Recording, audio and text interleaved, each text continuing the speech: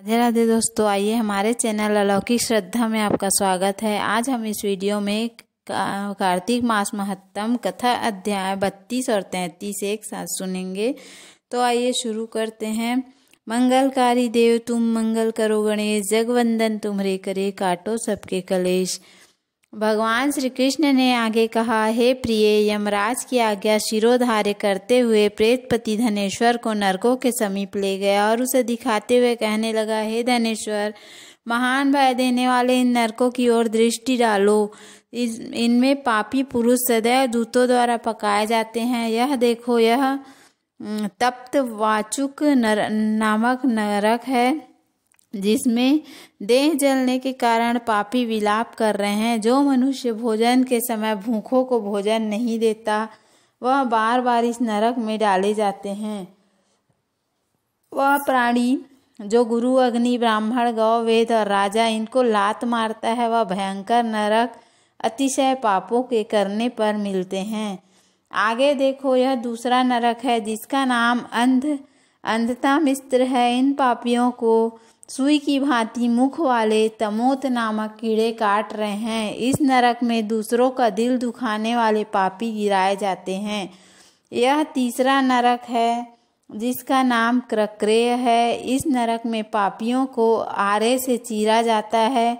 यह नरक भी असीम, त्रवण आदि भेदों से 6 प्रकार का होता है। इसमें स्त्री तथा पुत्रों के वियोग कराने वाले मनुष्यों को कड़ाही में पकाया जाता है।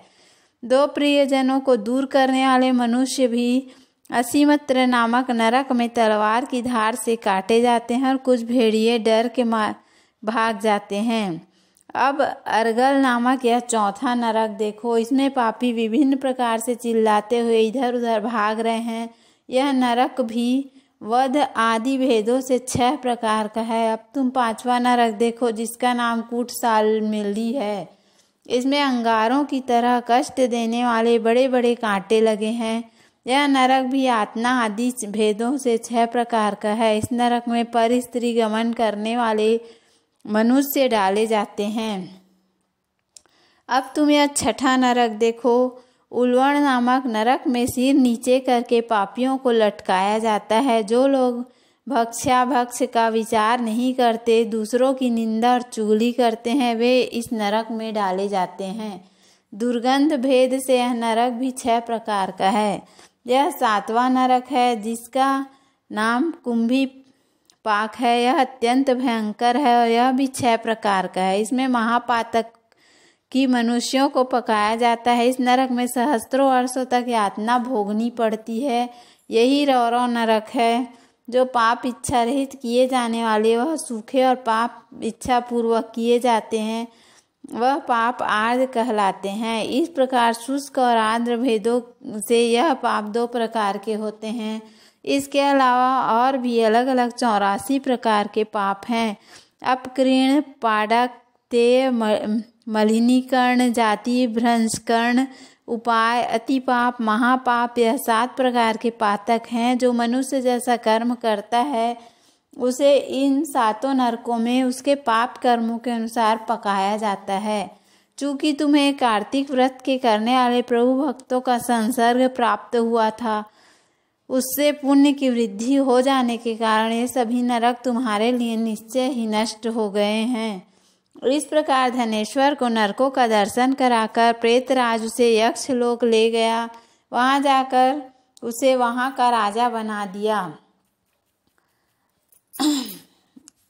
और कार्तिक मास का व्रत महाफल देने वाला है।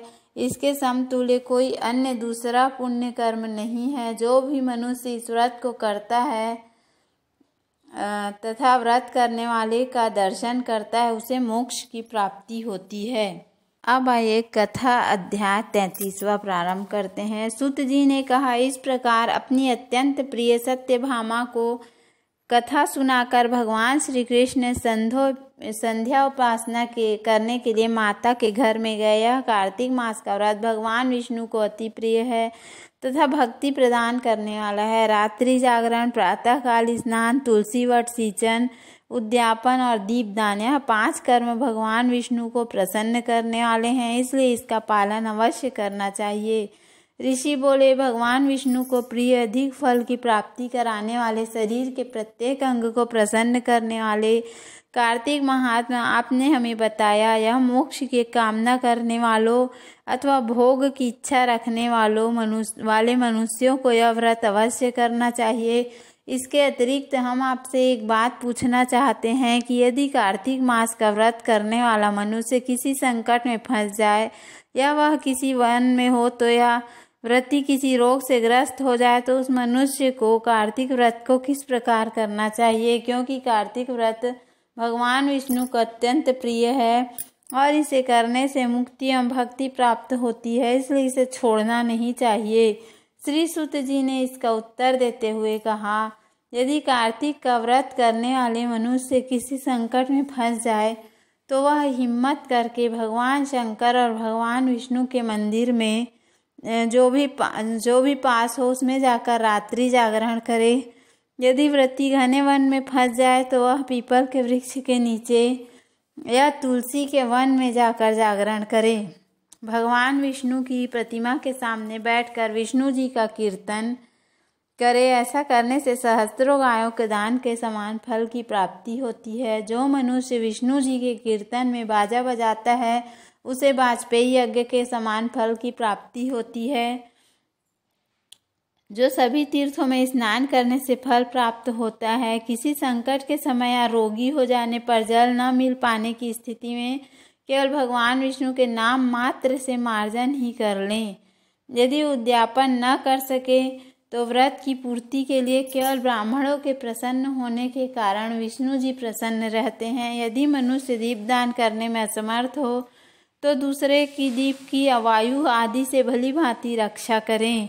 यदि तुलसी का पौधा समीप ना हो तो वैष्णव ब्राह्मण की ही पूजा कर लें, क्योंकि भगवान विष्णु सदैव अपने भक्तों के समीप रहते हैं। इन सब के ना होने पर कार्तिक का व्रत करने वाला मनुष्य ब्राह्मण, गौ, पीपल और वट वृक्ष की श्रद्धा पूर्वक सेवा करें। शौनक आदि ऋषि बोले, अपनी गौ तथा ब्राह्मणों के समान पीपल और वट वृक्षों को बताया है और सभी वृक्षों में पीपल तथा वट वृक्ष को ही श्रेष्ठ कहा जाता है, इसका कारण बताइए। सूत जी बोले, पीपल भगवान विष्णु का और वट भगवान शंकर का स्वरूप है।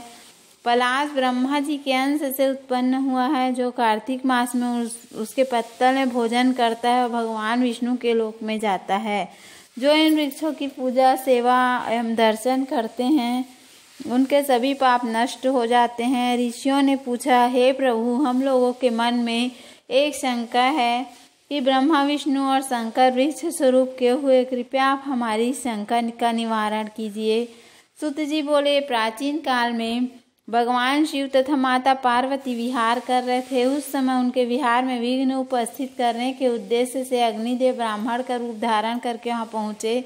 विहार के आनंद के वशीभूत हो जाने के कारण कुपित होकर माता पार्वती ने सभी देवताओं को शाप दे दिया। माता पार्वती ने कहा, हे देवताओं, विषय सुख से कीट पतंगे तक अनभिज्ञ नहीं है। आप लोगों ने देवता होकर भी उसमें विघ्न उपस्थित किया है, इसलिए आप सभी वृक्ष बन जाओ। सूत जी बोले, इस प्रकार कुपित पार्वती जी के शाप के कारण समस्त देवता वृक्ष बन गए। यही कारण है कि भगवान विष्णु पीपल, शिव जी वट वृक्ष हो गए। इसलिए भगवान विष्णु का शनि देव के साथ योग होने के कारण केवल शनिवार को ही पीपल को छूना चाहिए, अन्य किसी भी दिन नहीं छूना चाहिए। बोलो श्री हरि विष्णु भगवान की जय। बोलो कार्तिक मास की जय। तो उम्मीद है आपको हमारा वीडियो पसंद आया होगा। यदि हमारा वीडियो पसंद आया तो वीडियो को लाइक, शेयर और सब्सक्राइब करना ना भूलें। धन्यवाद। राधे राधे।